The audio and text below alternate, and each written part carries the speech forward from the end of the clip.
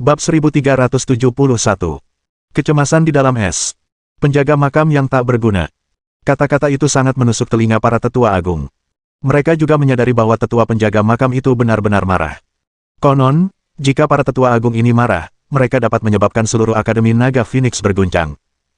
Adapun tetua penjaga makam ini, jika dia marah, seluruh wilayah kekuasaan akan berguncang.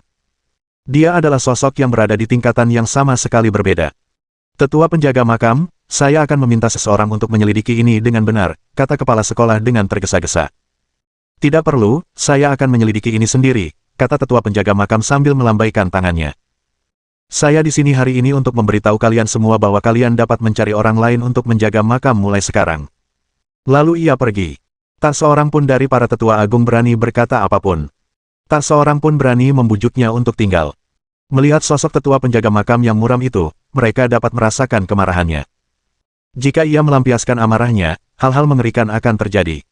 Kepala sekolah merasakan tekanan berat di pundaknya. Dulu, ketika dia setuju untuk mengeluarkan Xiang Shaoyun dari akademi, dia tidak merasakan tekanan seperti ini. Dia mengira tetua penjaga makam memahami posisinya. Lagi pula, sudah terbukti bahwa Xiang Shaoyun telah membunuh si Tuyan. Saat itu, bahkan tetua penjaga makam pun diam-diam menyetujui caranya menangani masalah tersebut. Namun ketika sesuatu yang buruk benar-benar terjadi pada Xiang Shaoyun, tetua penjaga makam menjadi marah, dan ia memutuskan untuk berhenti menjaga makam. Lalu, apa yang akan ia lakukan? Siapa yang bisa memberitahuku apa yang terjadi? Tanya seorang tetua agung berjubah kuning. Kepala sekolah tidak berani menyembunyikan apapun dan menceritakan semua yang dia ketahui kepada para tetua.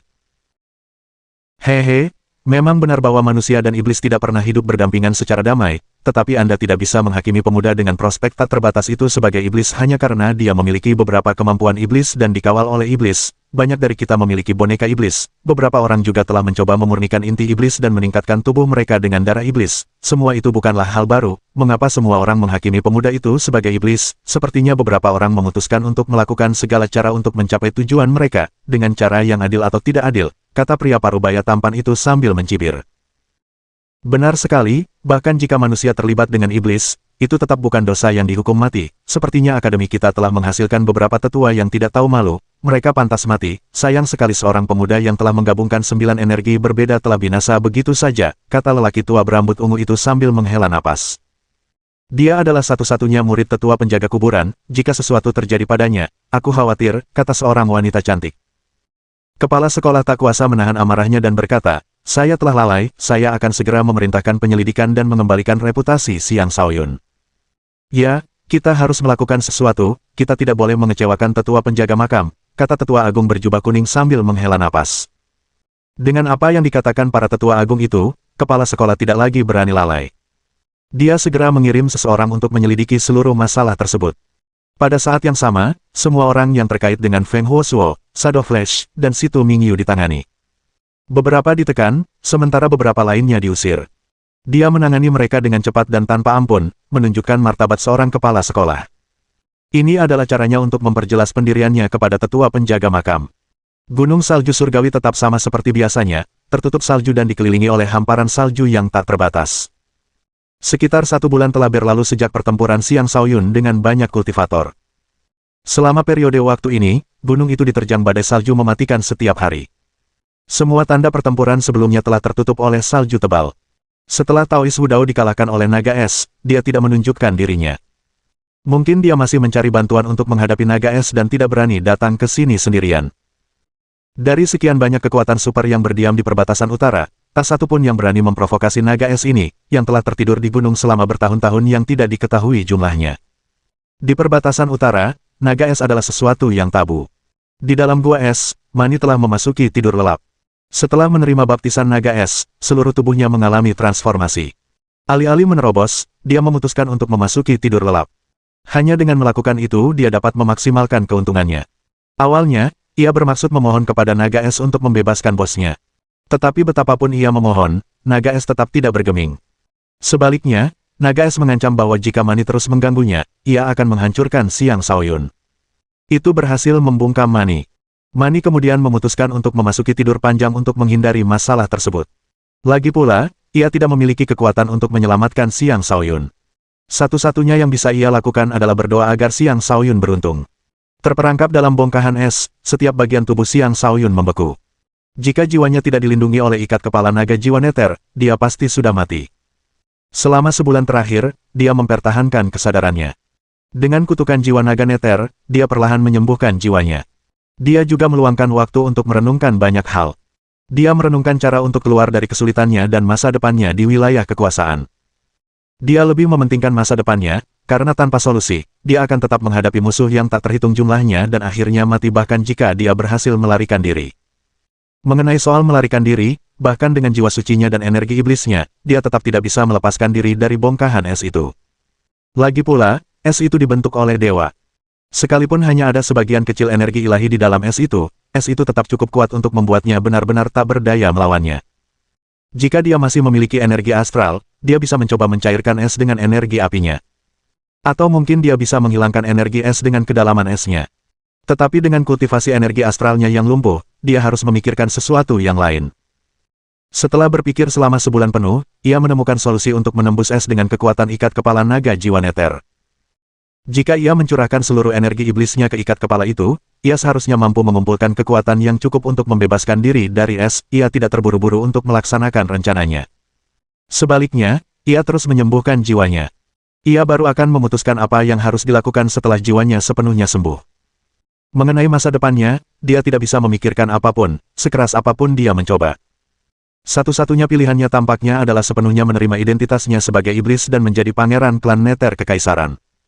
Manusia sepertinya tidak akan menerimanya setelah ini. Lagi pula, kultivasi energi astralnya sudah lumpuh.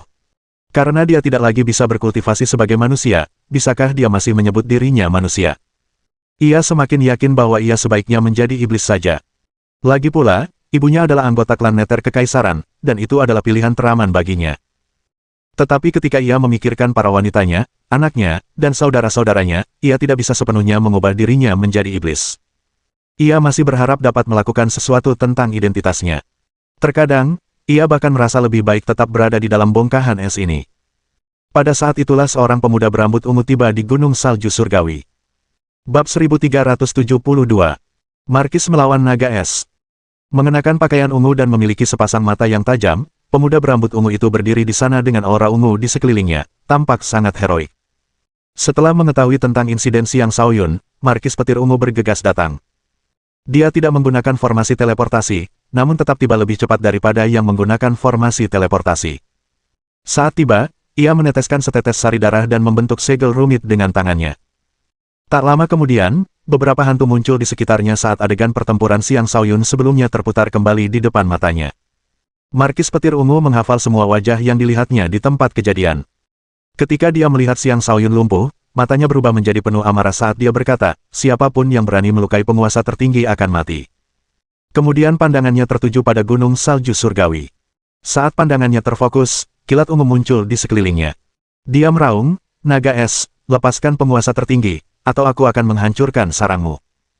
Badai guntur yang bergemuruh tanpa henti menyelimuti seluruh Gunung Salju Surgawi. Markis Petir Ungu telah membentuk lautan petir hanya dengan satu tatapan matanya, sebuah prestasi luar biasa yang hanya bisa dilakukan oleh seorang dewa. Sambaran petir ini jauh lebih kuat daripada sambaran petir biasa. Saat membombardir gunung itu bergetar, dan lapisan es yang tak dapat dihancurkan mulai mencair. Naga es itu tentu saja merasa khawatir dengan pertunjukan dahsyat di luar sarangnya. Ada lagi orang yang datang mengganggu tidurku, naga es itu meraung marah. Ivan Mani terbangun dari tidurnya, dan dia bertanya, Tuan Naga Es, apa yang terjadi? Aku juga ingin tahu, kata Naga Es itu dengan sedih. Saat semakin banyak petir menyambar Gunung Salju Surgawi, menyebabkan gunung itu bergetar, Naga Es itu terbang keluar dari guanya dengan marah. Mani terlalu lambat untuk pergi sebelum pintu masuk gua tertutup kembali.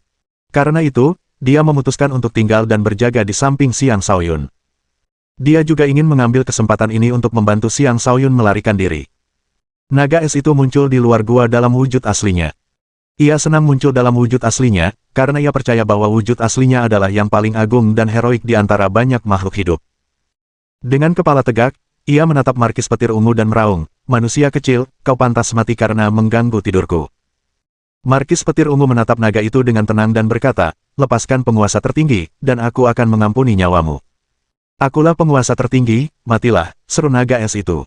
Ia dapat melihat bahwa pemuda di hadapannya bukanlah lawan yang mudah dikalahkan. Dengan raungan, ia menyemburkan embun beku yang seketika menyebar ke jarak yang sangat jauh. Menghadapi serangan es, Markis Petir Ungu berdiri diam dan melepaskan sejumlah besar energi petir ungu untuk menghantam semua energi es yang mendekat. Serangan naga itu gagal mempengaruhinya. Pada saat yang sama, ia membentuk tombak petir ungu di tangannya dan menusuk naga es itu. Seperti senjata ilahi yang mampu mengatasi semua pertahanan, tombak itu menembus ruang angkasa saat menuju ke kepala naga es. Serangan cepat itu benar-benar mengejutkan naga es tersebut. Ia tidak mampu menghindar dengan sempurna tepat waktu. Tombak itu menghantam lehernya, hampir menembus sisiknya. Ia mendesis kesakitan. Raungan naga yang mengerikan menggema ke segala arah, menyebabkan ruang angkasa runtuh dan dunia es retak. Seperti dewa perang yang tak kenal takut, Markis Petir Ungu menusuk berulang kali, langsung mengenai titik yang sama sebanyak 81 kali, memaksa naga es itu mundur. Naga es itu tentu saja bukanlah lawan yang lemah. Naga adalah salah satu ras terkuat yang ada. Kekuatan tempurnya tak tertandingi. Saat aura naganya meledak, kekuatannya melonjak. Bentrokan sengit antara keduanya pun dimulai. Energi beku naga es itu sangat dahsyat. Semua energi beku di sekitarnya berada di bawah kendalinya. Ia bermaksud mengubah Markis Petir Ungu menjadi patung es sebelum menelan manusia itu hidup-hidup. Markis Petir Ungu secara alami dapat merasakan ancaman yang datang dari energi es di sekitarnya. Es itu begitu kuat sehingga tubuhnya pun menjadi kaku. Meskipun demikian, dia tidak menunjukkan rasa takut saat lapisan tebal petir ungu membungkus tubuhnya, melindunginya dari es, petir yang tak terhitung jumlahnya menghujani dari langit, memberikan kesan bahwa seekor naga akan segera dibunuh. Saat manusia dan naga bertarung, mereka melayang tinggi ke langit. Dua energi berbeda bertabrakan tanpa henti, bahkan mengubah cuaca. Sejumlah besar energi mengalir dan menyebar di sekitar mereka dengan cara yang kacau. Jika ada orang ketiga yang berani mendekati medan pertempuran, mereka akan langsung berubah menjadi tumpukan darah. Setelah mengasingkan diri selama 10.000 tahun, Markis Petir Ungu menjadi sangat kuat. Sebagai seseorang yang diakui oleh Overlord sebelumnya sebagai orang yang memiliki peluang tertinggi untuk melampaui Overlord itu sendiri, Markis Petir Ungu memiliki kekuatan tempur yang tidak boleh diremehkan. Markis Petir Ungu tidak mengecewakan harapan Overlord sebelumnya. Setelah selamat dari perang, dia memasuki alam kelahiran kembali. Setelah 10.000 tahun kultivasi yang pahit, dia bahkan melampaui Overlord sebelumnya. Naga es ini juga telah berlatih dalam pengasingan selama bertahun-tahun dan telah memperoleh kekuatan yang besar. Dia adalah tiran di wilayah ini. Di sini, dia tidak akan mentolerir penantang manapun, bahkan pemuda di hadapannya sekalipun. Es dan petir berbenturan berulang kali, menyebabkan dunia berguncang dan langit bergetar ketakutan.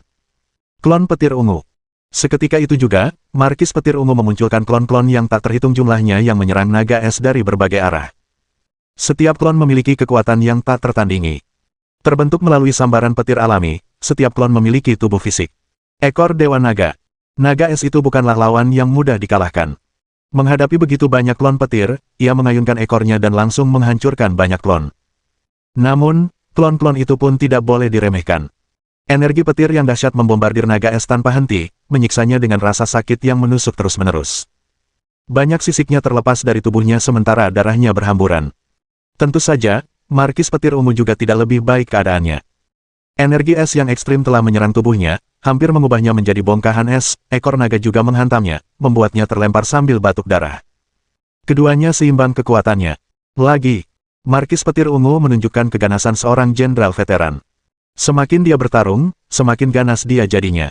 Seluruh langit berubah menjadi lautan petir yang membombardir naga es tanpa henti. Tidak ada yang bisa menghentikan energi asal petir yang tak terbatas dan destruktif itu.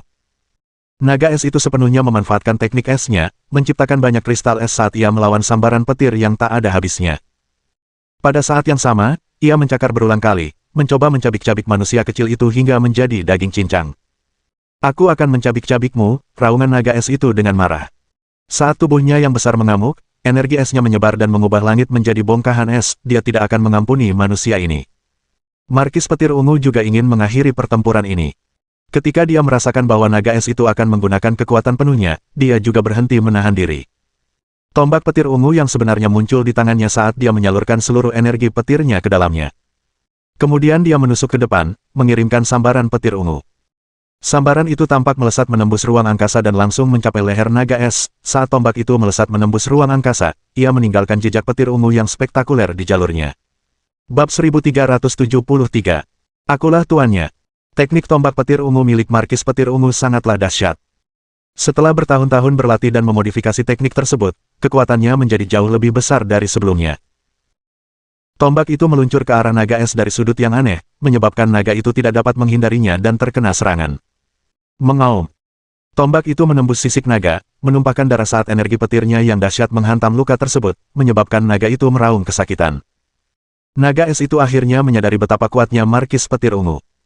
Jika pertarungan ini berlarut-larut lebih lama, dia mungkin akan menderita lebih banyak lagi. Tak berani melanjutkan pertarungan, naga es itu buru-buru menukik turun dari langit menuju gunung. Dengan semua es di bawah sana, ia memiliki keuntungan lingkungan yang memungkinkannya untuk sepenuhnya menampilkan kekuatan energi esnya. Saat sampai di tanah, dia mengumpulkan energi embun beku di sekitarnya dan menutupi lukanya dengan es, kemudian dia menatap tajam Markis Petir Ungu yang sedang turun, dan meraung dengan marah, apakah kau benar-benar akan bertarung denganku sampai mati? Lepaskan penguasa tertinggi itu, dan nyawamu akan selamat, tuntut Markis Petir Ungu alih-alih melanjutkan pengejarannya.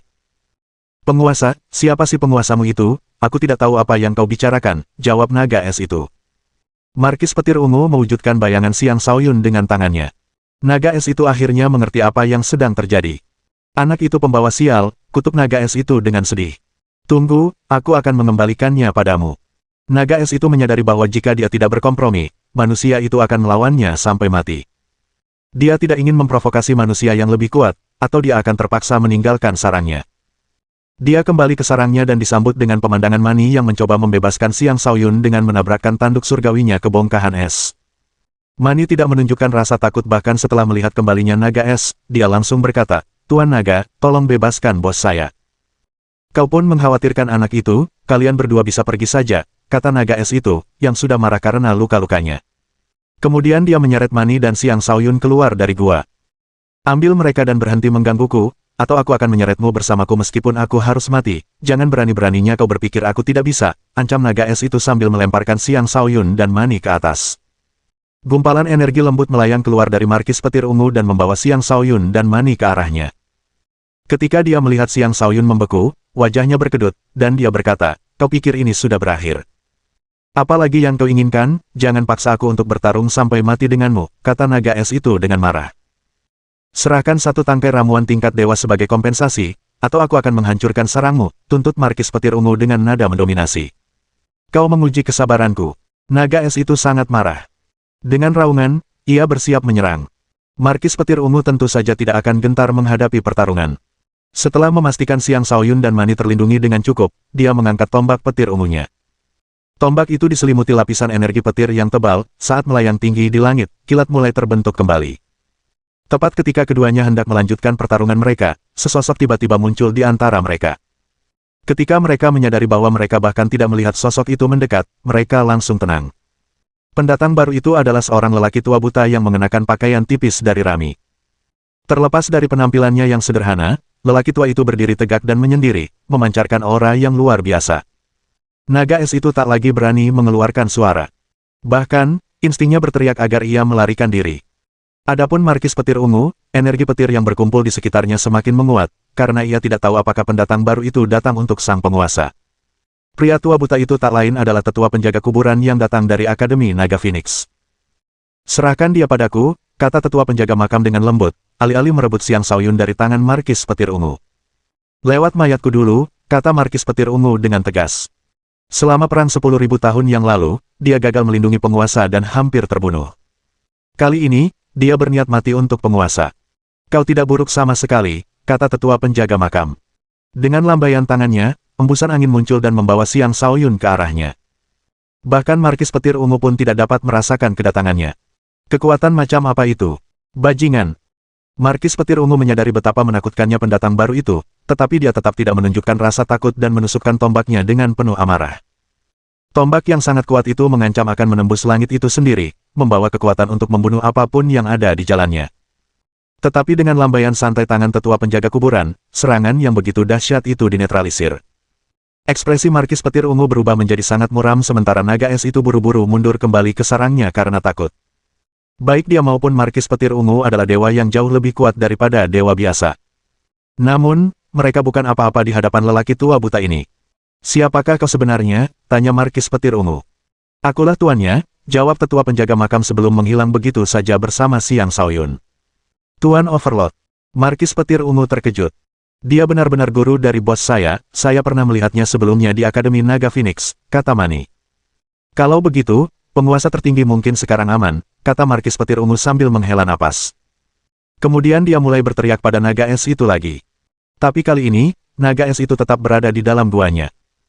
Hanya ketika Markis Petir Ungu mengancam akan meratakan gunung barulah naga es itu keluar dengan enggan. Kau ingin mati? Tanya naga es itu dengan marah sambil menyerbu dan kembali terlibat dalam pertempuran dengan Markis Petir Ungu. Naga es itu memanfaatkan aura naganya, menunjukkan kekuatan tempur yang menakjubkan. Seseorang seperti dia jarang menemukan tandingan di antara mereka yang berada di tingkat kultivasi yang sama. Adapun Markis Petir Ungu, dia mirip dengan Dewa Petir dengan penguasaan ekstrim atas kekuatan petir. Kekuatan tempurnya sebanding dengan naga es, dan dia bertekad untuk mendapatkan setangkai ramuan tingkat dewa dari naga itu sebagai kompensasi untuk penguasa tertinggi. Seekor naga dan seorang manusia bertarung selama 7 hari 7 malam. Banyak sisik naga rontok, dan banyak darah tumpah, membuat naga es itu tampak menyedihkan. Markis Petir Ungu pun tak lebih baik keadaannya, seluruh tubuhnya dipenuhi luka. Salah satu lengan Markis Petir Ungu hampir putus karena digigit, namun dia tidak menunjukkan rasa takut. Setelah menyembuhkan lengannya sebagian, dia melanjutkan pertarungan. Orang gila, umpat naga es itu. Berikan aku sebatang ramuan tingkat dewa, pinta Markis Petir Ungu dengan keras kepala. Baiklah, baiklah, anggap saja ini nasib burukku. Naga es itu lelah melawan lawan ini. Selama bertahun-tahun hidupnya, ini adalah pertarungan tersulit yang pernah dihadapinya. Ia takut orang gila ini benar-benar akan mati saat menyeretnya jatuh. Ia kembali ke guanya, membuang sebatang ramuan, dan menyuruh Markis Petir Ungu untuk pergi. Tentu saja, Markis Petir Ungu tidak ingin mengambil risiko. Dengan ramuan tingkat dewa di tangan, dia pergi dengan membawa uang dengan perasaan puas. Bab 1374. Percakapan antara guru dan murid. Di sebuah gunung terpencil tanpa nama di perbatasan utara. Gunung tanpa nama ini tidak sedingin gunung salju surgawi, tetapi tetap tertutup salju. Sesekali, kepingan salju akan jatuh dari langit, berkilauan di bawah sinar matahari seolah-olah bintang, menghadirkan pemandangan menakjubkan yang dapat membuat siapapun terhanyut dalam lamunan. Ketika tetua penjaga makam membawa Xiang Shaoyun ke sini, ia dengan mudah mencairkan es yang mengelilingi Xiang Shaoyun, yang kemudian mendapatkan kembali kebebasannya. Namun, karena kondisi tubuhnya yang hancur, Xiang Shaoyun bahkan tidak bisa berdiri. Ia hanya bisa bersandar di dinding. Terima kasih telah menyelamatkan nyawaku, guru. Meskipun membeku, dia sepenuhnya menyadari sekitarnya. Dia tahu bahwa Markis Petir Ungu telah berusaha menyelamatkannya. Yang mengejutkannya, bahkan tuannya pun muncul. Hal itu membuat hatinya dipenuhi emosi. Xiang Shaoyun tahu persis betapa kuatnya gurunya. Bahkan di kehidupan sebelumnya, dia belum mencapai tingkat kultivasi seperti itu. Dia berpikir dalam hati, ternyata aku memang cukup penting bagi guru. Tetua penjaga kuburan itu tidak berkata apa-apa dan memberikan setetes air mata air tingkat dewa kepada Xiang Shaoyun. Setelah meminum air mata air itu, tubuh Xiang Shaoyun yang terluka mulai pulih dengan cepat. Namun, bintang-bintangnya yang hancur tidak muncul kembali. Hanya dengan rumput astral ia dapat menumbuhkan kembali bintang-bintangnya dan mendapatkan kembali fisiknya seperti semula. Air mata air tingkat dewa itu mengandung energi ilahi yang melimpah, tetapi Xiang Shaoyun tidak mampu memurnikan energi tersebut dengan mengalirkannya di dalam tubuhnya. Karena itu, ia memutuskan untuk memberi nutrisi pada mutiara iblisnya dengan energi ilahi dan meningkatkan kultivasi iblisnya. Bagaimanapun, identitasnya sebagai iblis telah terungkap. Dia tidak takut tuannya akan mengetahuinya juga. Saat air mata air menyehatkan kultivasi iblisnya, lapisan energi iblis menyelimuti seluruh tubuhnya, dan rune di dahinya muncul, memberinya penampilan seperti iblis. Tetua penjaga makam itu hanya melirik Xiang Shaoyun sekali sebelum memalingkan muka, tampaknya tidak merasa terganggu. Setelah Xiang Shaoyun sepenuhnya mencerna setetes air mata air itu, kultivasi iblis Xiang Shaoyun mencapai puncak alam iblis suci tahap pertama. Ia telah berkembang pesat, dan seluruh tubuhnya terasa jauh lebih baik dari sebelumnya. Meskipun tidak memiliki bintangnya, mutiara iblisnya memberi daya pada seluruh tubuhnya, menjadikannya iblis suci sejati. Bahkan tanpa kultivasi energi astral, ia tetaplah seorang kultivator yang kuat. Xiang Shaoyun berdiri, berlutut di hadapan tetua penjaga makam, dan berkata, "Terima kasih, guru." "Berdirilah," kata tetua penjaga kuburan dengan tenang. "Aku menolak untuk mempercayainya ketika semua orang mengatakan bahwa kau adalah iblis. Sekarang, aku tidak punya pilihan selain mempercayainya." Jantung Xiang Shaoyun berdebar kencang saat dia menjawab dengan jujur, "Benar, aku memiliki darah iblis dalam diriku. Ibuku adalah anggota klan Neter Kekaisaran, namun, ayahku adalah manusia sepenuhnya. Selain itu, aku dibesarkan di antara manusia. Apakah kamu tahu apa itu setan? Tanya tetua penjaga kuburan. Xiang Shaoyun merenungkan pertanyaan itu sejenak dan berkata, ras-ras yang mengembangkan energi iblis semuanya adalah iblis. Salah, kata tetua penjaga kuburan. Dengan kejahatan di dalam hati, seseorang adalah iblis. Dengan kejahatan di dalam hati, seseorang menjadi iblis. Xiang Shaoyun merenungkan kata-kata itu dengan agak linglung. Ajaran Buddha mengatakan bahwa semua makhluk hidup dilahirkan setara, semua makhluk hidup memiliki kebijaksanaan masing-masing, manusia, setan, iblis, dan semua ras lainnya dilahirkan setara. Namun, perbedaan di antara berbagai ras tersebut menimbulkan diskriminasi. Itulah sebabnya permusuhan antara manusia dan setan tidak pernah berhenti. Tidak ada yang pernah mempertimbangkan bahwa berbagai ras tersebut sebenarnya dapat hidup berdampingan secara harmonis, kata tetua penjaga kuburan sambil menghela napas. Xiang Shaoyun tercengang. Dia tidak pernah membayangkan bahwa tetua penjaga makam akan memiliki pendapat seperti itu. Itu adalah cara berpikir yang sangat liberal yang akan dianggap tabu bagi banyak orang. Bagaimana diskriminasi antar ras dapat dihapus? Bagaimana berbagai ras dapat hidup berdampingan dalam damai? Murid ini memohon bimbingan Anda, kata Xiang Shaoyun dengan sikap rendah hati. Mungkin tuannya bisa memberinya ide tentang apa yang harus dia lakukan setelah ini. Dia tidak tahu bagaimana dia bisa terus tinggal di antara manusia jika tidak. Manusia membenci para iblis, dan namanya telah tersebar di seluruh wilayah kekuasaan. Saat dia menunjukkan dirinya, dia akan seperti tikus yang berlarian di jalan, dibenci oleh semua orang. Dia tidak ingin hidup di lingkungan seperti itu. Dia tidak takut membuat lebih banyak musuh, tetapi dia takut dipaksa menjadi iblis setelah ditolak oleh manusia. Seperti yang kukatakan, jika kau memiliki kejahatan di hatimu, kau adalah iblis. Jika kau tidak memiliki kejahatan di hatimu, kau bukan iblis. Selama kau menjaga hati yang murni, siapa yang akan menganggapmu sebagai iblis? Tanya tetua penjaga kuburan. Murid ini masih bingung, kata Xiang Shaoyun. Kau adalah iblis karena sebagian orang ingin membunuhmu, karena itu, mereka mengaku bahwa kau adalah iblis. Jika mereka berhenti ingin membunuhmu, meskipun kau adalah iblis dan berdiri di depan mata mereka, mereka tetap akan menutup mata terhadapmu. Tuan, apakah maksud Anda bahwa orang lainlah yang akan memutuskan apakah saya seorang iblis? Salah. Itu sepenuhnya tergantung padamu, selama kau hidup sebagai manusia, bahkan jika kau menggunakan kemampuan iblis di depan mata mereka, kau tetap orang yang sama terlepas dari apa yang mereka katakan, iblis atau manusia, semuanya tergantung pada hatimu. Bagaimana kau bisa membuat orang lain menerimamu, dengan menjadi lebih kuat dari mereka? Jadilah begitu kuat sehingga mereka hanya bisa mengagumimu. Pada saat itu, mereka akan mengatakan bahwa kau adalah dewa di antara manusia, bukan lagi iblis. Jadi kekuatan sangat penting, tapi mereka tidak memberi saya kesempatan untuk bertahan hidup. Bagaimana saya bisa berkembang hingga mereka harus mengagumi saya? Kehadiranku adalah kesempatanmu untuk bertahan hidup bersamaku. Tak seorang pun akan berani menyebutmu iblis lagi. Namun, kau harus menempuh jalanmu sendiri. Aku tak akan bisa melindungimu selamanya. Dari percakapannya dengan gurunya, Xiang Shaoyun akhirnya mengerti apa yang harus dia lakukan mulai sekarang. Dengan kemunculan gurunya memiliki hak untuk menentukan apakah dia iblis atau manusia. Itu hanya akan berubah jika seseorang yang cukup berani untuk menantang gurunya muncul. Tentu saja, gurunya hanya bisa menjadi peringatan bagi banyak orang. Dia masih harus mengandalkan dirinya sendiri untuk menghadapi dunia. Jika ada kejahatan di hatiku, aku adalah iblis. Jika aku tidak memiliki kejahatan di hatiku, aku bukan iblis. Tidak ada yang bisa memaksakan label padaku, gumam Xiang Shaoyun pada dirinya sendiri. Dia menatap tuannya dan berkata, Tuan, 9 bintangku telah hancur, apakah Anda memiliki rumput astral yang dapat saya gunakan?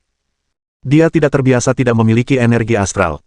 Dia telah dengan susah payah memahami berbagai kedalaman dan bertujuan untuk menciptakan fisik terkuat. Dia tidak pasrah untuk menyerah pada semua yang telah dia perjuangkan. Dia dipenuhi kebencian terhadap lelaki tua yang telah melumpuhkannya. Jika diberi kesempatan, dia akan menghabisi lelaki tua itu sendiri. Aku memang punya rumput astral, tapi aku tidak akan memberikannya padamu, kata tetua penjaga makam, yang langsung merusak antusiasme Xiang Shaoyun. Mengapa? Xiang Shaoyun bertanya. Karena kau ditakdirkan untuk menempuh jalan yang belum pernah dilalui siapapun sebelumnya, kehancuran bintangmu mungkin justru membawa kebaikan bagimu. Renungkan lebih lanjut mantra kehancuran, itu saja untuk sekarang, kata tetua penjaga kuburan sebelum menghilang di hadapan Xiang Shaoyun. Bab 1375.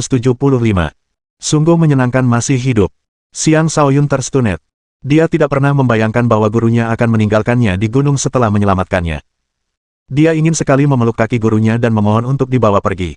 Namun, kepergian gurunya terlalu tiba-tiba. Dia bahkan tidak sempat bereaksi.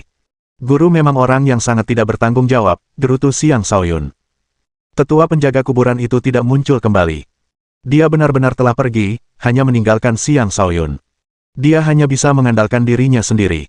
Bisa dibilang tetua penjaga kuburan itu bukanlah guru yang bertanggung jawab. Namun, Xiang Shaoyun percaya bahwa gurunya akan mampu menyelesaikan krisis yang disebabkan oleh identitasnya sebagai iblis. Karena itu, dia tidak perlu terlalu khawatir. Dia memutuskan untuk mengikuti nasihat gurunya dan fokus pada mantra kehancuran untuk saat ini. Mantra kehancuran mengandung banyak kebenaran di dalamnya. Setiap kali dia mempelajarinya, dia akan memperoleh pencerahan baru. Dengan hancurnya 9 bintangnya, sensasi aneh muncul dalam dirinya ketika dia bermeditasi pada mantra itu sekali lagi. Mantra kehancuran terutama merinci kelahiran kekacauan primordial, pencerahan yin dan yang, kosmos, langit, dunia, dan berbagai dao agung lainnya. Semua itu adalah konsep yang terkait dengan energi astral. Ini adalah mantra yang dapat membantu seseorang memahami banyak kedalaman, sebuah kitab suci dari dao agung. Selama berada di Bright Flower Land, Xiang Shaoyun mampu memulihkan bagian-bagian tambahan dari mantra tersebut menggunakan cahaya kebijaksanaannya. Dengan demikian, ketika ia bermeditasi pada mantra itu lagi, ia memasuki tingkat pemahaman yang lebih dalam. Seluruh keberadaannya tampak melayang melampaui berbagai kedalaman, mengamati perjalanan waktu dan perubahan alam. Karena ia tidak lagi memiliki bintang-bintangnya, ia hanya dapat melakukan latihan visualisasi selama meditasinya dan memvisualisasikan berbagai kedalaman. Layaknya seorang penonton, ia mengamati fenomena matahari, bulan, bintang-bintang, dan alam semesta. Tanpa disadari, ia memasuki keadaan kesatuan surga manusia. Ia melupakan dunia di sekitarnya dan melupakan dirinya sendiri, menjadi bintang di antara alam semesta yang tak terbatas, bergerak sesuai dengan hukum alam, mengamati perjalanan waktu. Alam semesta tak terbatas dan mengandung bintang-bintang yang tak terhitung jumlahnya. Bintang-bintang baru akan terbentuk, bintang-bintang lama akan lenyap. Alam semesta mengandung perubahan yang tak terhitung jumlahnya, yang selalu meliputi segalanya. Xiang Shaoyun merasakan seolah-olah ia telah kembali ke negeri bunga terang dan sedang mengamati berbagai perubahan mendalam, dikelilingi oleh berbagai kedalaman. Alih-alih mencoba memahami hal-hal yang mendalam, ia merenungkan isi hatinya. 9 bintangnya telah hancur, namun serpihan-serpihan bintang itu masih tersisa. Tetapi karena ia tidak dapat menyatukan kembali serpihan-serpihan yang pecah itu, serpihan-serpihan tersebut tetap tidak berguna. Melihat pecahan-pecahan itu, Xiang Shaoyun merasa seperti sedang melihat bintang-bintang yang tak terhitung jumlahnya di sungai bintang. Pecahan-pecahan ini tidak sepenuhnya tidak berguna. Masing-masing bersinar dan berkelap-kelip seperti bintang independen, melayang bebas di dalam tubuhnya. Alih-alih menghilang, semua energi astral miliknya tetap berada di pecahan-pecahan ini. Jika dia bisa menyusun kembali pecahan-pecahan ini, dia mungkin bisa menempa kembali bintang-bintangnya. Tetapi selain rumput astral, tidak ada yang bisa membantunya menyatukan kembali bintang-bintang itu. Tiba-tiba, Xiang Shaoyun merasa bahwa bahkan tanpa rumput astral, dia masih bisa memanfaatkan pecahan-pecahan yang rusak ini. Dia hanya kekurangan satu bagian penting untuk menyelesaikan teka-teki ini, seolah-olah bagian terakhir menghalangi jalannya ke depan. Kebingungannya membangunkannya dari keadaan meditasinya. Bintang-bintang telah hancur berkeping-keping, tetapi sisa-sisanya masih ada, bahkan energi astral pun masih tersisa. Apa yang harus kulakukan untuk mendapatkan kembali kendali atas sisa-sisa ini, gumam Xiang Shaoyun sambil menghela napas. Ia tidak memaksakan diri untuk tetap bermeditasi. Sebaliknya, ia berjalan-jalan di sekitar gunung bersalju. Gunung bersalju itu sunyi dan terpencil. Sesekali, binatang buas iblis terlihat berkeliaran. Vegetasinya cukup rimbun dan menyembunyikan sejumlah bahaya. Namun, semua bahaya itu bukanlah apa-apa bagi Xiang Shaoyun. Selain mereka yang berada di alam suci dan di atasnya, tidak ada seorang pun yang dapat mengancamnya. Ia tidak terburu-buru untuk pergi. Maka, ia menjelajahi gunung bersalju, membenamkan dirinya dalam suasana sunyi sambil melantunkan mantra kesunyian dalam hati. Sesekali, ia berhenti dan melakukan berbagai teknik yang ia ketahui. Dengan cara itu, ia menjelajahi gunung tanpa tujuan. Jika binatang buas iblis muncul, mereka akan menjadi santapannya. Jika tumbuhan iblis muncul, mereka akan menjadi sumber hiburannya. Mengembara di gunung yang tak berpenghuni, hati Xiang Shaoyun menjadi semakin tenang. Pada suatu titik, dia bahkan lupa bahwa dia adalah iblis. Dia terputus dari dunia luar dan berhenti peduli dengan semua urusan duniawi. Begitu saja, 1 bulan berlalu. Pemahaman Xiang Shaoyun tentang mantra kehancuran semakin mendalam, memungkinkannya untuk sering memasuki keadaan kesatuan surga manusia dan memahami banyak konsep mendalam dari Dao Agung, termasuk 3 Dao terbesar, Dao Waktu, Dao Kehidupan, dan Dao Kekacauan Primordial. Sayangnya, kurangnya energi astral membuatnya tidak mungkin memverifikasi apa yang telah dipelajarinya, yang menyebabkannya merasa agak menyesal. Dia masih belum memahami cara memanfaatkan bintang-bintangnya yang rusak. Bagian terakhir dari teka-teki itu tetap diselimuti kabut, kabut yang tidak akan hilang tidak peduli seberapa keras dia mencoba. Dia berjalan terus hingga suatu hari, dia mencapai pinggiran wilayah pegunungan bersalju. Suhu jauh lebih tinggi daripada di pegunungan bersalju, seolah-olah musim dingin telah berlalu dan musim semi telah tiba. Jumlah binatang buas yang dilihatnya juga meningkat. Binatang buas ini tidak terlalu kuat. Xiang Shaoyun dapat dengan mudah bersembunyi dari mereka. Ia terus berjalan berkeliling. Tak lama kemudian, ia tiba di depan sebuah kolam yang jernih. Kolam itu tidak besar, tetapi airnya jernih. Ikan-ikan terlihat berenang di kolam sementara rumput liar yang rimbun terlihat tumbuh di sekitarnya. Lingkungan sekitarnya sangat indah. Sudah lama sejak Xiang Shaoyun terakhir kali membersihkan diri. Ia tak kuasa menahan diri untuk melepas pakaiannya, dan melompat ke dalam kolam. Suara mendesing. Air jernih berhamburan saat Xiang Shaoyun menyelam dalam-dalam ke kolam seperti ikan. Sensasi menyegarkan menyelimuti seluruh tubuhnya. Tubuh telanjangnya tampak proporsional dan sempurna, sementara kulitnya seputih gading. Siapapun yang melihatnya akan berseru kagum. Lagi pula, tubuhnya yang suci telah ditempa berulang kali dengan teknik stimulasi batas.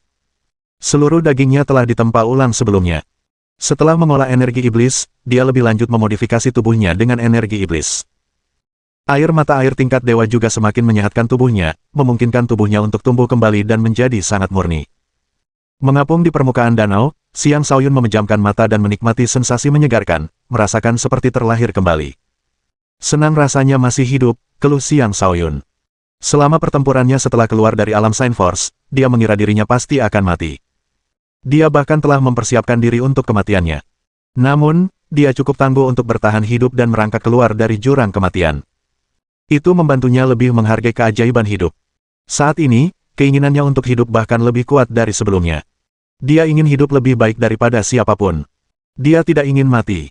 Dalam keadaan santai sepenuhnya, seseorang mendekat. Dia tidak menyadari kehadiran mereka sampai mereka mencapai kolam. Ketika dia keluar dari air, dia disambut oleh sepasang mata yang polos. Bab 1376. Sudah kubilang jangan memprovokasiku. Seorang wanita muda datang ke tepi danau dan menemukan Xiang Shaoyun yang telanjang. Matanya yang indah bagaikan sepasang bulan sabit, memantulkan kejernihan kolam di depannya. Matanya memancarkan kepolosan murni, dan wajahnya yang bulat tampak sangat menggemaskan. Rambutnya yang panjang perlahan tertiup angin, seolah menyentuh hati. Ketika Xiang Shaoyun menyadari kehadirannya, ia merasa sangat canggung. Bukan karena ia belum pernah tampil telanjang di depan seorang wanita sebelumnya. Bahkan, saat kecil, ia cukup berani menggoda para pelayan yang bertugas memandikannya. Akhirnya, ia menikah, dan ia masih mampu beradaptasi dengan cepat dengan kehidupan yang dilayani oleh seorang wanita. Tetapi di hutan belantara ini, ia merasa malu jika seluruh tubuhnya dilihat oleh seorang wanita. Untungnya, ia bereaksi dengan cepat dan segera menutupi dirinya dengan pakaian hitamnya. Barulah kemudian wanita muda itu tersadar dari lamunannya. Wajahnya memerah saat ia mendengus dan berbalik untuk pergi. Ketika Xiang Shaoyun sampai di tepi pantai, dia tersenyum mengejek diri sendiri dan bergumam, "Aku terlalu ceroboh, aku menganggap diriku sudah mati dan lupa memasang sistem peringatan dini sebelum masuk ke danau. Akibatnya, orang asing melihatku sepenuhnya, dari tingkah lakunya, dia tidak berniat bertanggung jawab atas apa yang dilihatnya, sungguh kerugian." Dia menggelengkan kepala, mengenakan ikat pinggangnya, dan berjalan dengan angkuh. Namun sebelum dia bisa pergi jauh, dia merasakan sekitar selusin orang terbang ke arahnya. Mereka semua adalah kultivator alam langit, dan target mereka jelas-jelas adalah dirinya. Xiang Shaoyun tidak bersembunyi dari mereka. Dia memperhatikan saat kelompok itu mengepungnya. Wanita muda yang tadi juga ada di antara kelompok itu. Dia menunggangi elang es, dan di belakangnya ada seorang pemuda tegap yang bertindak sebagai pengawalnya. Jelas, kelompok itu datang ke sini untuk mencari masalah. "Apakah kau bajingan yang menindas adik perempuanku?" tanya pemuda di atas elang es sambil menunjuk ke arah Xiang Shaoyun. Pemuda itu mengenakan pakaian mewah. Dengan temperamennya yang unik, dia tidak tampak seperti pemburu binatang buas biasa. Sebaliknya, dia lebih mirip tuan muda dari klan yang berpengaruh. Namanya Yu Qing, tuan muda dari klan nomor 1 di wilayah terdekat, klan Yu. Wanita muda itu adalah Yu Ling, adik perempuannya. Adapun orang-orang di sekitar mereka, semuanya adalah para pelayan mereka. Ini jelas merupakan sekelompok kultivator muda yang datang ke sini untuk mengasah kemampuan mereka. Xiang Shaoyun terdiam sejenak sambil berkata, "Kapan aku menindas adikmu, dialah yang menindasku." "Kurang ajar, kau berani menuduh adik perempuanku secara palsu." "Hei," tampar mulutnya, perintah Yu Qing dengan marah. Di samping Yu Qing, Yu Ling menarik lengan bajunya dan berbisik, "Lupakan saja, kakak, itu salahku, kita tidak bisa menyalahkannya. Anak ini jelas-jelas orang jahat, kita harus memberinya pelajaran," tegas Yu Qing. Dua di antara mereka maju mendekati Xiang Shaoyun, berusaha menangkapnya. Keduanya adalah kultivator alam langit yang yakin mereka dapat dengan mudah menangkap seorang pemuda seperti Xiang Shaoyun. Xiang Shaoyun tidak berusaha melawan dan membiarkan mereka memegang bahunya. Tetapi ketika mereka mencoba menyeretnya ke depan, mereka mendapati tubuhnya sekokoh gunung. Ekspresi serius muncul di wajah mereka. Kemari. Salah satu dari mereka memiliki temperamen buruk dan mengerahkan lebih banyak kekuatan, tetapi dia hampir tidak bergerak ketika sebuah kekuatan dahsyat menghantamnya hingga terpental. Kultivator lainnya juga terlempar jauh meskipun tidak melakukan apapun. Bicarakan ini kalau kalian mau, jangan bertindak gegabah, kata Xiang Shaoyun tanpa sedikit pun kesopanan. Ia menatap kakak beradik Yu dan berkata, sebaiknya kalian menyelidiki dengan saksama sebelum menghakimi, tidakkah kalian pernah mendengar pepatah, masalah datang dari mulut. Xiang Shaoyun tidak mau repot-repot membunuh untuk hal sekecil itu. Setelah memberi mereka peringatan, dia memutuskan untuk pergi. Kau memang cukup cakap, tapi jangan pernah bermimpi untuk pergi, adik perempuanku adalah permata klan Yu kita, karena kau telah menakutinya hari ini, kau harus diberi pelajaran, semuanya, pergi, kata Yu King dengan tidak masuk akal. Yu Ling buru-buru berkata, lupakan saja, kakak, ini benar-benar bukan salahnya, jika kau bersikeras, aku akan mengabaikanmu mulai sekarang. Yu Ling adalah orang yang baik hati dan tidak ingin menyakiti orang yang tidak bersalah. Baiklah, aku tidak akan melakukan apapun padanya, aku akan membiarkannya saja jika dia meminta maaf padamu, kata Yu King. Ia paling takut akan kemarahan adik perempuannya, jadi ia hanya bisa berkompromi. Xiang Shaoyun bahkan tidak merasa perlu melayani mereka. Dia terus berjalan dan sudah berada lebih dari 10 meter jauhnya dari kelompok itu. Apa kau tidak mendengar tuan mudaku, bentak seorang raja puncak yang menghalangi jalan Xiang Shaoyun. Sang raja belum selesai mengucapkan kata-katanya ketika Xiang Shaoyun melemparkannya hingga terpental. Anggota kelompok lainnya membelalakkan mata karena terkejut. Jelas sekali, mereka gentar dengan kekuatan Xiang Shaoyun. Sudah ku bilang jangan memprovokasiku, kata Xiang Shaoyun sambil menggelengkan kepalanya. Kemudian dia melanjutkan perjalanannya. Dia percaya bahwa mereka cukup pintar untuk berhenti mengganggunya. Namun sebelum ia bisa pergi jauh, kelompok itu mendekatinya lagi. Ia mulai marah, dan bertanya, apakah kalian semua ingin mati? Yu King turun dari elang esnya dan membungkuk sambil berkata, Tuan, Yu King ingin meminta maaf karena telah menyinggung perasaan Anda. Yu Ling juga turun dari tunggangannya dan berkata, maaf. Saat menatap Xiang Shaoyun, pipinya memerah sambil berpikir, dia tampan sekali. Ketika ia secara tak sengaja melihat Xiang Shaoyun telanjang, ia merasa sangat malu. Pada saat yang sama, ia juga merasa sangat tertarik. Sosoknya bagaikan sebuah karya seni, yang membuatnya terus-menerus terpesona. Karena itu, ketika ia menatapnya lagi, detak jantungnya semakin cepat. Xiang Shaoyun melambaikan tangannya. Berhentilah menggangguku. Tuan, mohon tetap tinggal, saya ingin menjadi murid Anda, kata Yu King buru-buru. Yang lain tercengang. Mereka tidak menyangka bahwa Yu King, yang sombong, benar-benar ingin menjadi murid orang asing ini. Lagi pula, mereka tidak tahu apapun tentang pemuda ini. Xiang Shaoyun tertawa, haha, seleramu bagus, sayang sekali bakatmu sangat buruk, seandainya adik perempuanmu yang ingin menjadi muridku, mungkin aku akan mempertimbangkannya.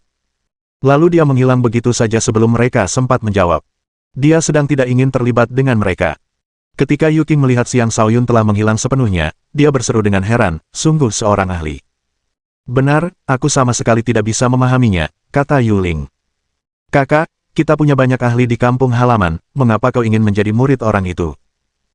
Entahlah, dia memberiku sensasi yang unik, dengan kekuatan sebesar itu, dia tidak menindas yang lemah, dia pada dasarnya adalah panutan yang sempurna bagi para kultivator dan sangat keren, sayang sekali aku tidak bisa menjadi muridnya, kata Yu King. Kupikir kau ingin memberinya pelajaran, kata Yu Ling. Hehe, ya, semua itu demi kamu, kata Yu King sambil tertawa hambar. Bab 1377. Maka terjadilah.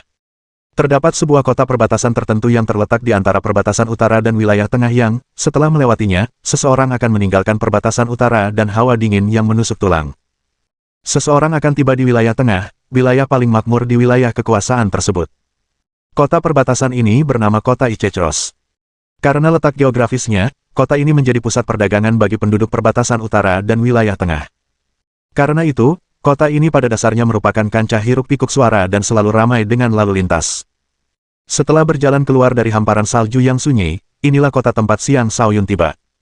Baru kemudian dia mengetahui lokasinya. Awalnya, dia ingin segera kembali ke Sekte Ziling, tetapi dia memutuskan untuk tidak melakukannya setelah berpikir sejenak. Dia ingin terlebih dahulu mencari tahu apakah dia telah menjadi buronan di antara manusia. Saat tiba di kota Ichechros, tak seorang pun mengenalinya. Ia tak kuasa menahan diri untuk bergumam, mungkin semua orang mengira aku telah tewas di gunung salju surgawi. Dia tidak berusaha menyembunyikan keberadaannya. Tidak masalah apakah dia akan dikenali atau tidak. Selama dia tidak memiliki kejahatan di hatinya, dia bukanlah iblis. Tidak seorang pun bisa mengubah hatinya. Di kota itu, ia membeli semangkuk pangsit hangat dari warung pinggir jalan. Sambil makan, ia mulai memikirkan langkah selanjutnya. Dia tidak berencana untuk kembali ke Sekte Ziling, karena dia tidak ingin menimbulkan masalah bagi sekte tersebut. Dia sangat yakin bahwa sekte itu akan baik-baik saja dengan Markis Petir Ungu di sana. Karena dia telah tiba di perbatasan wilayah tengah, dia sebaiknya pergi ke wilayah tengah dan menyelesaikan tugas yang ingin dia selesaikan bertahun-tahun yang lalu. Dia tidak pernah melupakan tugas itu, tetapi dia belum bisa menemukan waktu untuk mengerjakannya. Sekarang adalah waktu terbaik untuk itu. Tiba-tiba, dia mendengar beberapa orang di dekatnya berbicara dengan keras tentang sesuatu, menarik perhatiannya. Aku dengar pemberontakan di kota Bloodsin akan segera berakhir karena para iblis akan segera menyerbu wilayah kekuasaan. Benar, ku dengar kota Bloodsin pertama kini diduduki oleh penguasa iblis dan kaisar iblis, tidak ada orang biasa yang bisa mendekati kota itu, bahkan ada jejak para suci iblis di kota itu, sepertinya para iblis tidak akan menyerang wilayah kekuasaan ini. Sebagai kultivator, kita seharusnya pergi ke medan perang, membunuh iblis, dan membangun nama baik untuk diri kita sendiri, mengapa kita berdua tidak pergi ke sana sekarang juga? Aku dengar keempat kota Bloodsin sekarang dijaga oleh sejumlah besar ahli, dengan kekuatan kita hanya akan menuju kematian, kita harus fokus pada kultivasi kita dan bertujuan untuk memasuki alam kaisar secepat mungkin, hanya dengan begitu kita bisa menuju kota Bloodsin.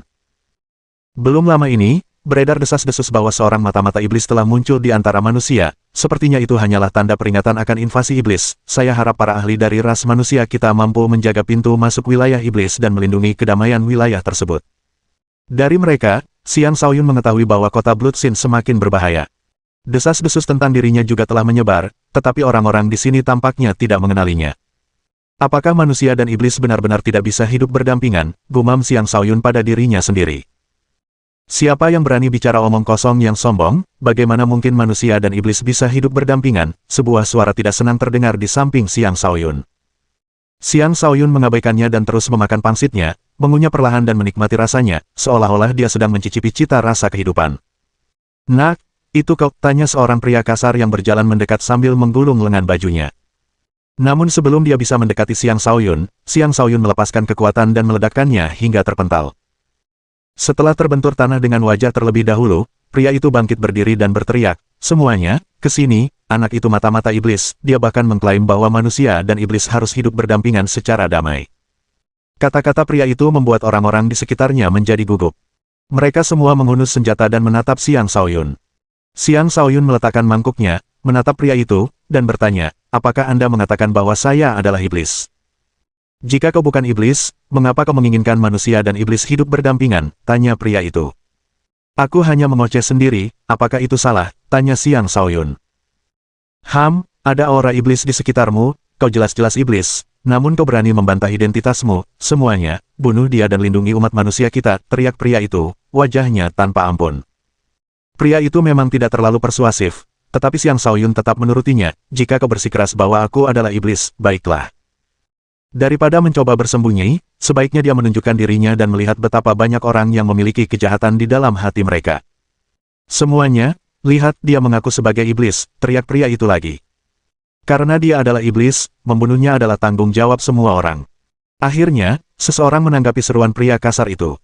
Dia segera menyerang Xiang Shaoyun. Ia menusukkan pedangnya ke tenggorokan Xiang Shaoyun, jelas berniat membunuhnya. Pada saat yang sama, pria kasar itu mengeluarkan sebuah gada dan mengayunkannya ke pinggang Xiang Shaoyun. Ini adalah kesempatan sempurna baginya untuk melancarkan serangan mendadak terhadap Xiang Shaoyun. Jika seseorang memiliki kejahatan di dalam hatinya, ia adalah iblis, kaulah iblis di sini, kata Xiang Shaoyun. Ia menangkap pedang yang datang dengan jari-jarinya sementara tubuhnya dengan cekatan bergerak ke samping untuk menghindari gada yang datang. Kemudian ia mengerahkan sedikit kekuatan dengan lengannya dan membanting pemegang pedang ke pemegang gada. Ia menggunakan momentum mereka untuk melawan mereka, menyebabkan keduanya bertabrakan dan meraung kesakitan. Xiang Shaoyun tidak menunjukkan belas kasihan dan menginjak kaki mereka, mematahkan kaki mereka dan menyebabkan mereka terus merintih kesakitan. Setelah mematahkan kaki mereka, Xiang Shaoyun memperingatkan, "Jangan sembarangan mengklaim orang lain sebagai iblis di masa depan, kalian berdua adalah iblis yang sebenarnya." Lalu dia berjalan pergi dengan angkuh. Namun sebelum ia bisa melangkah jauh, sebuah suara terdengar, "Kau adalah iblis, Xiang Shaoyun." Xiang Shaoyun berhenti berjalan dan berbalik untuk melihat pemilik suara itu. 7 orang yang belum pernah dilihat Xiang Shaoyun sebelumnya telah tiba. Dari aura mereka, dia bisa melihat bahwa mereka adalah kultivator alam fondasi jiwa. Mereka adalah 7 putra Ichefrost. Apakah mereka mengatakan pemuda ini adalah iblis? Ketujuh putra Ichefrost adalah para ahli terkemuka di kota Ichefrost kami, mereka tidak akan berbohong. Xiang Shaoyun, itu nama yang familiar, di mana aku pernah mendengar nama itu sebelumnya. Aku menemukannya, ini Xiang Shaoyun yang sama dari Gunung Salju Surgawi 3 bulan lalu, kukira dia sudah mati. Jadi itu dia, kalau begitu tidak mungkin salah lagi, dia masih hidup, dasar bajingan beruntung. Akhirnya, identitas Xiang Shaoyun terungkap. Orang-orang yang hadir menunjukkan niat membunuh yang kuat terhadapnya. Mereka kemudian mengepungnya, jelas tidak berniat membiarkannya pergi. Ketujuh putra es embun semuanya mengangkat pedang mereka dan mengepung Xiang Shaoyun. Energi dasar jiwa mereka terkunci pada Xiang Shaoyun, dan mereka mendapati bahwa dia tidak lagi memiliki kultivasi. Meskipun demikian, mereka tidak berani lengah, karena dia mungkin masih memiliki kultivasi iblisnya.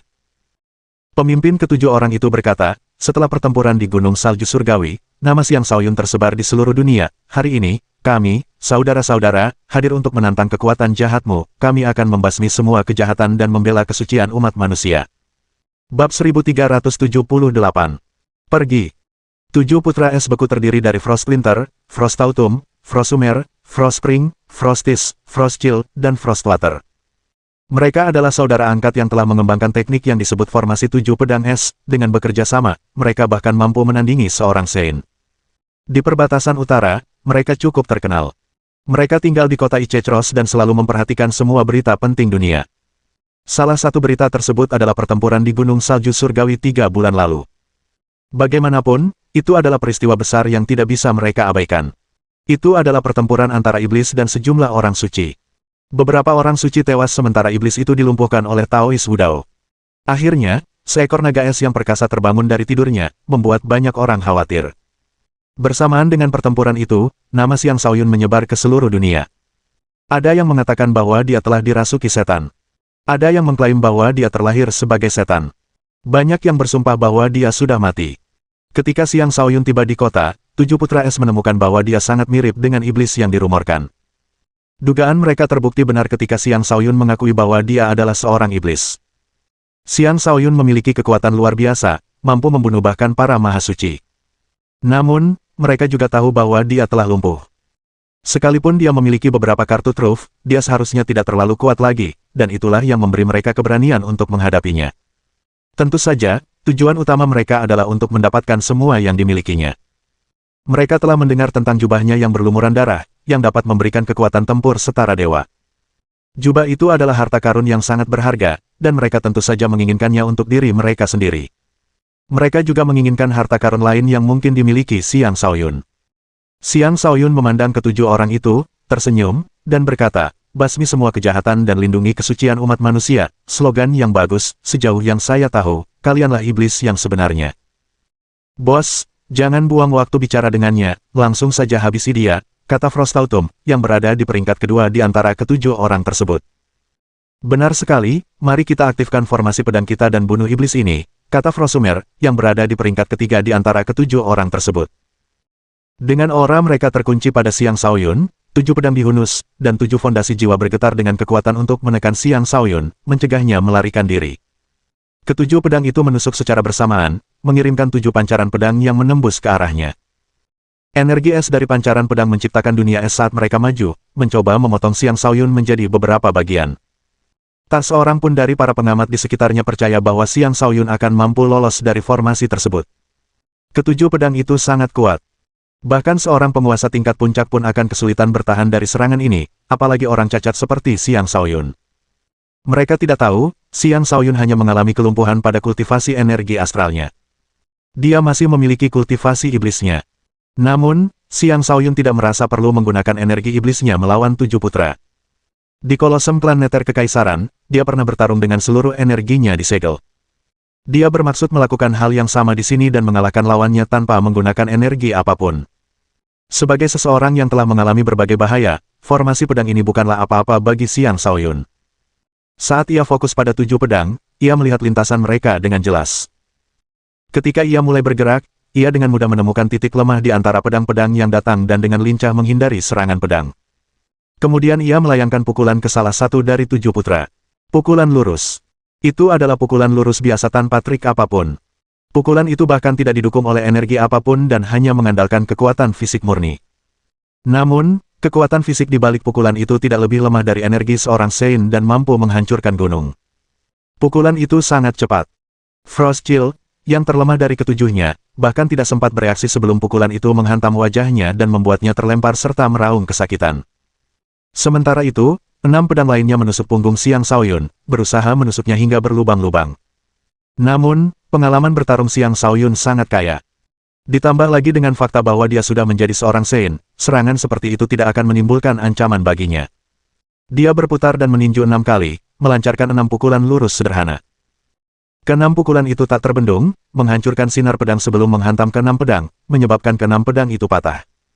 Beberapa suara teredam terdengar saat 6 sosok terlempar jauh, meninggalkan jejak darah di lintasan mereka. Begitu saja, 7 putra es beku dikalahkan.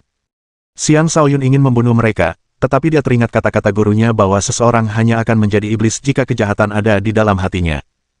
Jika dia tidak ingin menjadi iblis, dia harus mengurangi pembantaian. Enyahlah, kata Xiang Shaoyun. Frostplinter merangkak kembali berdiri dan meraung, jangan berpikir kau tidak akan menjadi iblis hanya karena kau telah mengampuni kami, ambil pedangku. Dia mengerahkan seluruh kekuatannya dan mengumpulkan semua energi esnya ke ujung pedangnya sebelum menusuk ke depan.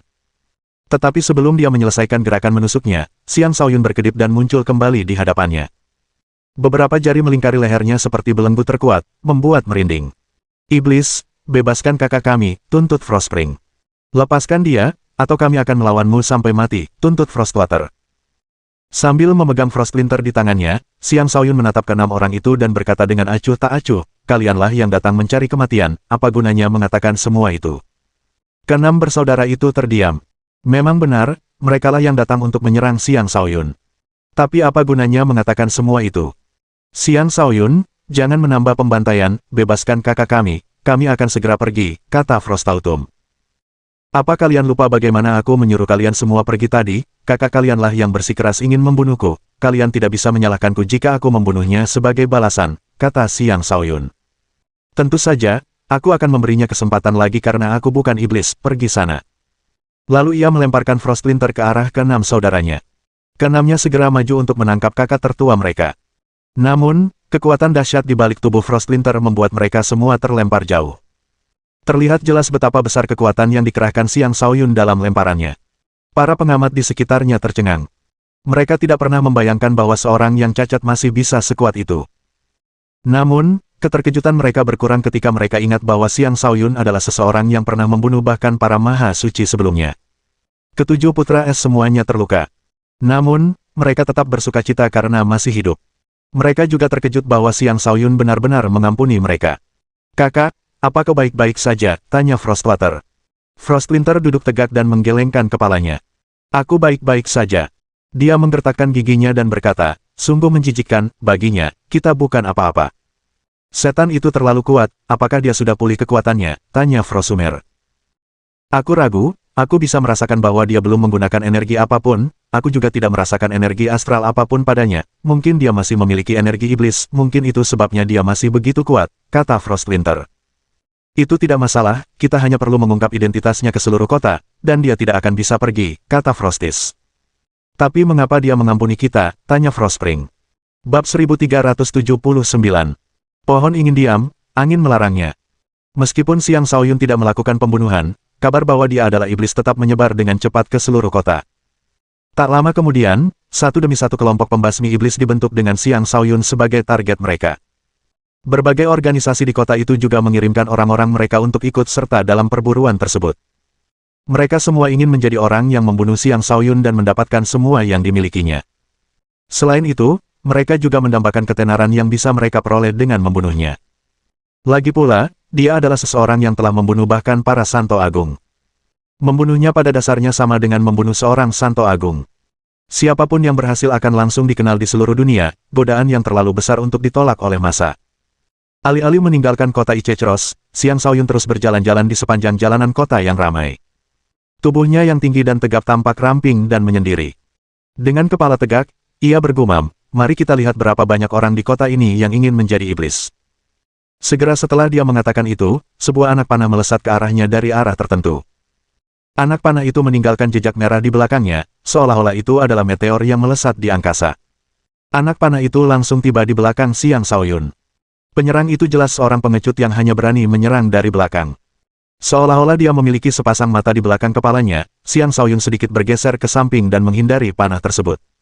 Tetapi begitu dia bergerak, dua panah lainnya melesat keluar. Kedua panah itu adalah serangan sebenarnya, dan mereka menutup jalur pelarian lainnya untuk memastikan dia akan terkena serangan. Di depan mata semua orang, kedua anak panah itu melesat dengan sangat cepat. Bahkan seorang sovereign tingkat puncak pun akan kesulitan menghindarinya. Tetapi dalam indera Xiang Shaoyun, kedua anak panah itu selambat siput. Tanpa melirik kedua anak panah itu sedikit pun, Xiang Shaoyun menangkapnya dan melemparkannya kembali ke tempat asalnya. Anak panah itu bergerak lebih cepat dari sebelumnya. Sebelum penyerang sempat bereaksi, masing-masing bahunya telah terkena anak panah. Setelah mengeluarkan erangan tertahan, pemanah itu buru-buru mundur. Xiang Shaoyun tidak memandang pemanah itu, dan juga tidak mengejarnya. Dia ingin menggunakan tindakannya untuk membuktikan bahwa dia bukanlah iblis. Dia ingin terus hidup di wilayah kekuasaannya. Dia adalah seorang manusia. Kecuali benar-benar diperlukan, dia tidak akan melakukan pembunuhan. Sudah waktunya untuk menguji kesabarannya. Dalam dua kehidupan sebelumnya, dia adalah seseorang yang tidak pernah ragu untuk membunuh. Dengan demikian, tidak membunuh itu sendiri merupakan ujian ekstrim bagi kemauannya. Segera setelah pemanah itu mundur, sebuah jaring besar jatuh dari langit. Jaring itu meliputi area yang luas, dengan Xiang Shaoyun menjadi satu-satunya orang yang berada dalam jangkauannya. Di sekeliling Xiang Shaoyun, aura-aura kuat tertuju padanya, dan beberapa serangan datang dari berbagai arah, mengepungnya dan tidak menyisakan ruang untuk melarikan diri.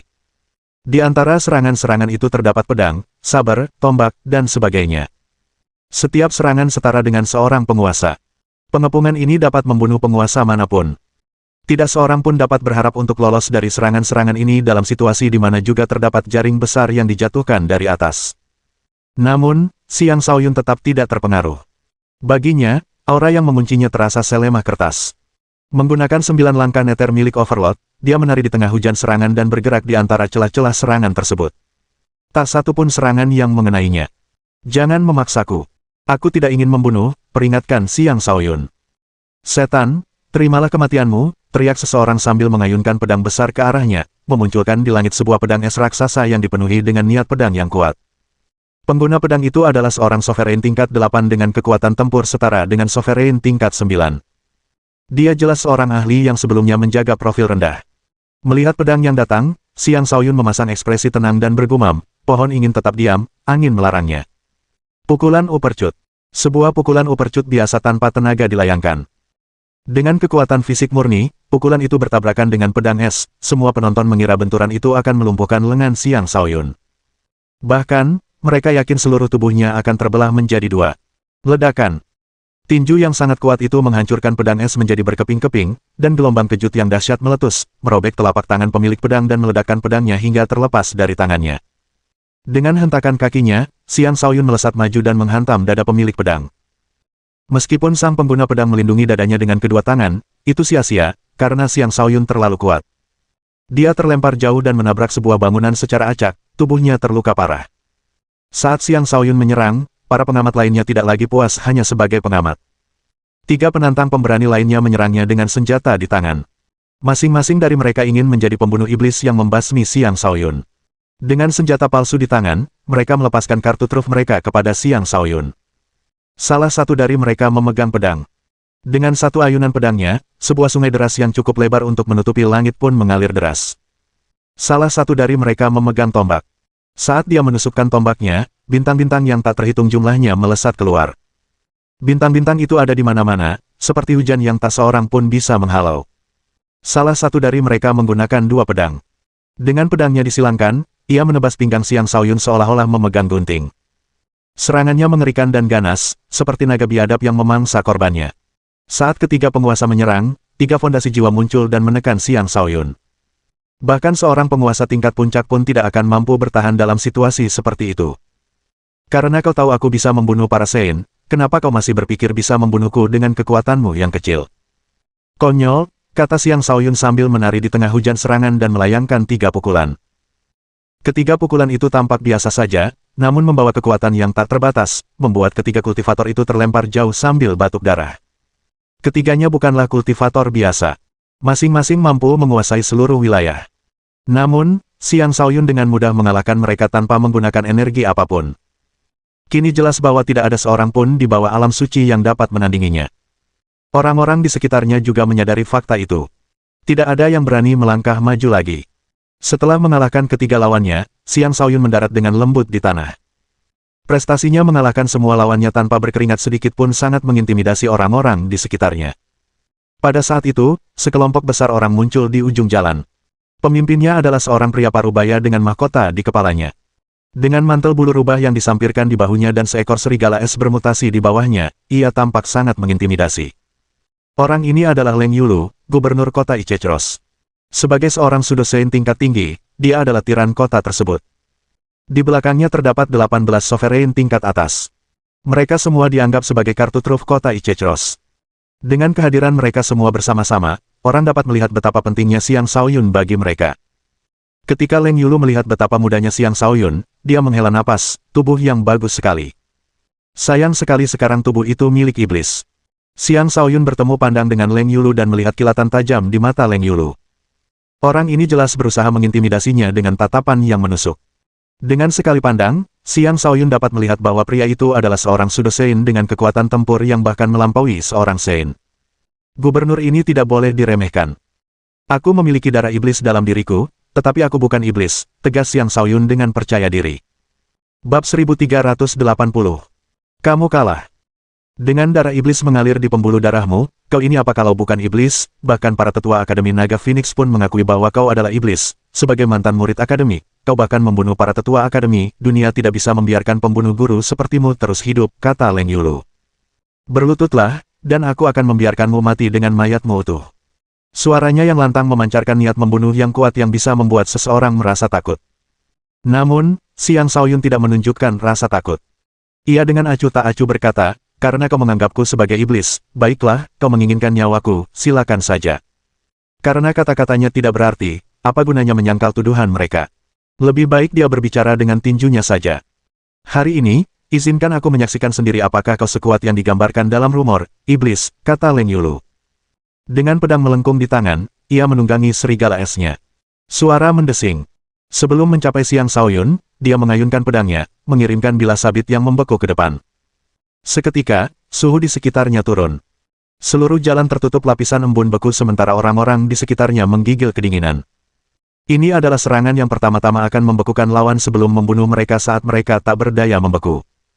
Dengan tubuh Xiang Shaoyun yang kuat dan vitalitas yang tinggi, embun beku itu tidak efektif melawannya. Meskipun begitu, kedua kakinya masih membeku, membuatnya tidak mungkin untuk bergerak. Saat pedang es mencapai Xiang Shaoyun, dia membungkuk ke belakang seolah-olah berubah menjadi jembatan lengkung dan menghindari serangan itu. Pakaiannya terkoyak oleh pedang yang lewat. Untungnya, tubuhnya cukup kuat untuk menahan energi es agar tidak masuk ke dalam tubuhnya. Jika tidak, dia pasti akan terluka meskipun telah menghindari serangan itu. Saat Xiang Shaoyun menghindari serangan itu, Leng Yulu maju menunggangi serigala esnya dan melancarkan serangan kedua. Saat dia menebas dengan pedangnya, bahkan ruang pun terbelah menjadi dua.